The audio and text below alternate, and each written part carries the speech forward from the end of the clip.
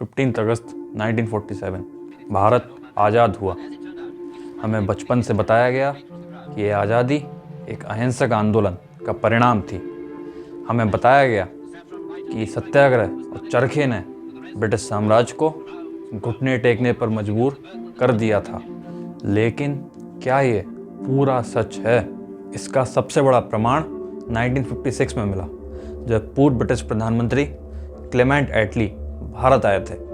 Calcutta high court के chief justice PB चक्रवर्ती ने अपने एक पत्र में लिखा है कि जब उन्होंने एटली से पूछा कि आखिर आपने भारत इतनी जल्दी क्यों छोड़ा, तो एटली ने जवाब दिया, रॉयल इंडियन नेवी म्यूटिनी और नेताजी की INA की वजह से।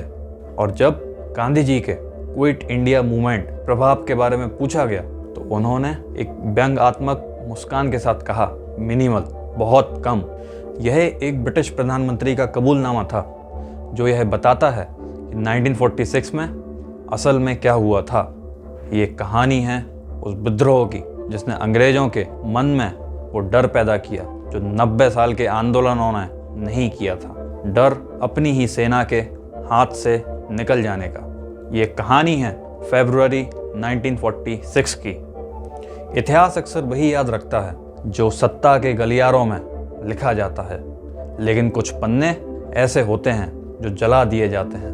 1946 का नेवल म्यूटिनी ऐसा ही एक पन्ना है। इस विद्रोह की नींव वर्ल्ड वॉर II के दौरान ही पड़ चुकी थी। रॉयल इंडियन नेवी RIN का विस्तार हुआ था। ये नए नाविक अनपढ़ किसान नहीं थे, ये एजुकेटेड कॉलेज ग्रेजुएट थे जो टेक्निकल काम के लिए आए थे। इन्हें रेटिंग्स कहा जाता था। इन रेटिंग्स के साथ दोयम दर्जे का व्यवहार होता था। एक तरफ ब्रिटिश सेलर को अच्छी वेतन और सुविधाएं मिलती थीं, वहीं भारतीय सेलर्स को दाल के नाम पर पानी और जानवरों जैसा खाना मिलता था। लेकिन असली चोट पेट पर नहीं थी, आत्मसम्मान पर थी। HMIS तलवार, जो बॉम्बे में नेवी का कम्युनिकेशन स्कूल था, वहाँ के commanding officer commander Frederick King का व्यवहार अपमानजनक था। वो भारतीय सेलर्स को सन्स ऑफ कहकर बुलाते थे, लेकिन किंग ये भूल गए थे ये 1857 नहीं है, ये 1946 का भारत है, जो सुभाष चंद्र बोस की INA आज़ाद हिंद फौज के ट्रायल्स देखकर उबल रहा है। जब नवंबर 1945 में रेड फोर्ट में INA ट्रायल्स शुरू हुए, पूरा देश में राष्ट्रवाद की लहर दौड़ गई। नेवी के इन यंग सेलर्स ने महसूस किया कि वो ब्रिटिश क्राउन के लिए नहीं, बल्कि एक मर्सनरी की तरह काम कर रहे हैं। उनके अंदर एक सवाल उठा, हम किसके लिए लड़ रहे हैं? और इसी सवाल ने 18 फरवरी 1946 को एक विद्रोह को जन्म दिया। विद्रोह की चिंगारी लगाई BC दत्त नाम के एक सेलर ने, जिन्होंने शिप्स की दीवारों पर क्विट इंडिया और जय हिंद लिख दिया।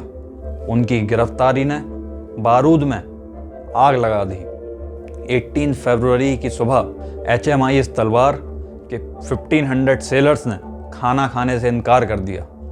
नारा था, नो फूड नो वर्क। लेकिन ये सिर्फ एक हंगर स्ट्राइक नहीं थी, ये एक मिलिट्री कूप था। HMIS तलवार नेवी का वायरलेस सेंटर था। प्रोटेस्टर्स ने सबसे पहले कम्युनिकेशंस सिस्टम पर कब्जा किया। वहाँ से उन्होंने पूरे भारत और दुनिया भर में फैले ब्रिटिश शिप्स को मैसेज भेजा, हमने बगावत कर दी है, आप भी शामिल हों। इसका असर हैरान करने वाला था। कुछ ही घंटों में बॉम्बे, कराची, कलकत्ता, मद्रास, विजाग और कोचिंग के पोर्ट्स पर खड़े 78 शिप्स और 20 शोर एस्टेब्लिशमेंट पर से यूनियन जैक उतार दिया गया। 20,000 सेलर्स अब ब्रिटिश कमांड के अंदर नहीं थे। इस विद्रोह का सबसे शक्तिशाली प्रतीक वो झंडा था जो इन जहाज़ों पर फहराया गया। उस समय देश में कांग्रेस और मुस्लिम लीग पार्टीशन की लड़ाई लड़ रहे थे, लेकिन नेवी के इन जवानों ने कांग्रेस का तिरंगा, मुस्लिम लीग का हरा झंडा और कम्युनिस्ट पार्टी का लाल झंडा एक साथ बांधकर जहाज़ों पर लगाया। MS खान एक मुस्लिम को प्रेसिडेंट चुना गया और मदन सिंह एक सिख को वाइस प्रेसिडेंट। ये सेकुलरिज्म की वो तस्वीर थी जो शायद उसके बाद भारत ने कभी नहीं देखी। ब्रिटिश हुकूमत स्तब्ध थी उन्हें समझ आ गया कि अगर सेना हाथ से निकल गई तो भारत पर राज करना नामुमकिन है। नेवी चीफ एडमायरल गॉडफ्रे ने ऑल इंडिया रेडियो पर धमकी दी, हम नेवी को डिस्ट्रॉय करने से पीछे नहीं हटेंगे। सबमिट और पेरिश, आत्मसमर्पण करो या मरो। गॉडफ्रे ने रॉयल एयरफोर्स के बॉम्बर्स को बॉम्बे के ऊपर मंडराने के लिए ऑर्डर दे दिया, लेकिन गॉडफ्रे की धमकी का उल्टा असर हुआ। विद्रोहियों ने अपने वॉरशिप्स HMIS नर्मदा और HMIS जुमना की तोपों का मुंह समुंदर से मोड़कर सीधा बॉम्बे शहर की तरफ कर दिया, स्पेसिफिकली ताजमहल होटल और याच क्लब की तरफ जहां ब्रिटिश एलिट रहते थे। उन्होंने साफ कर दिया कि अगर एक भी गोली चलाई तो हम पूरे बॉम्बे को मलबे में बदल देंगे। अंग्रेज पहली बार डिफेंसिव मोड में थे। बॉम्बे में स्टैंड ऑफ था, लेकिन कराची में जंग शुरू हो चुकी थी। सिप HMIS हिंदुस्तान पर भारतीय सेलर्स ने ब्रिटिश आर्मी की ब्लैक वॉच रेजिमेंट के खिलाफ मोर्चा खोल दिया था। सुबह के 10 बजे से लेकर शाम तक भयंकर गोलीबारी हुई। सेलर्स ने नेवल गन्स यूज की, आर्मी ने मोर्टार्स यूज किए। इस लड़ाई में 6 सेलर्स शहीद हुए और दर्जनों घायल। ये कोई प्रोटेस्ट नहीं था, ये आज़ादी की जंग थी।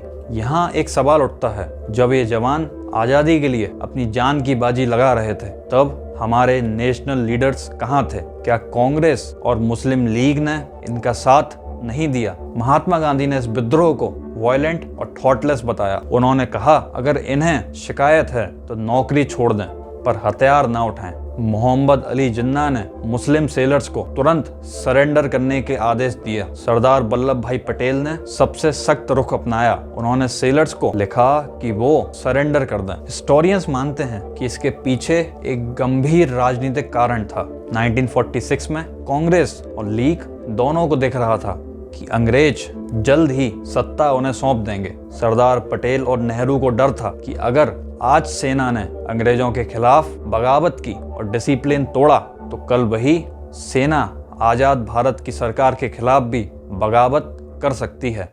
उन्हें एक डिसिप्लिन्ड आर्मी चाहिए थी, क्रांतिकारी सेना नहीं। इसलिए कम्युनिस्ट पार्टी को छोड़कर बाकी सभी पार्टीज ने इन सेलर्स को अकेला छोड़ दिया। लेकिन बॉम्बे की जनता ने अपने नेताओं की नहीं सुनी। जब अंग्रेजों ने सिप्स का राशन पानी बंद किया तो आम लोग गेटवे ऑफ इंडिया पर हजारों की तादाद में खाना लेकर पहुंच गए। ब्रिटिश पुलिस ने फायरिंग की। सरकारी आंकड़ों के मुताबिक 200 से ज्यादा और गैर सरकारी आंकड़ों के मुताबिक 400 से ज्यादा आम नागरिक मारे गए। ये जलियनवाला बाग के बाद सबसे बड़ा मैसेकर था, जिसे हमारे इतिहास ने भुला दिया। 23 फरवरी 1946 सरदार पटेल ने वादा किया कि अगर सेलर्स सरेंडर करते हैं तो किसी को सजा नहीं दी जाएगी।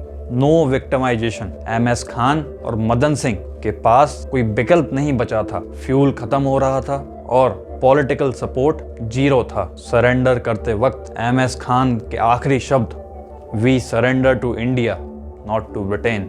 लेकिन वो वादा ही रह गया। सरेंडर के बाद हजारों सेलर्स को जेल में डाला गया, कोर्ट मार्शल हुआ और उन्हें नौकरी से निकाल दिया गया। सबसे दुख की बात यह है कि 1947 के बाद भी ना भारत सरकार ने और ना पाकिस्तान सरकार ने इन्हें वापस बहाल किया। जो लोग देश के लिए लड़े उन्हें बागी कहकर किनारे कर दिया गया। तो क्या उनका बलिदान व्यर्थ गया? नहीं, क्योंकि ब्रिटिश प्रधानमंत्री क्लेमेंट एटली ने खुद 1956 में माना कि भारत छोड़ने का उनका फैसला INA और रॉयल इंडियन नेवी म्यूटिनी के डर से था।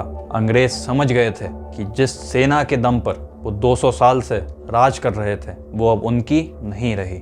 1946 का नेवल म्यूटिनी आज़ादी की लड़ाई का फुल स्टॉप था। ये वो आखिरी धक्का था जिसने साम्राज्य की दीवार गिरा दी।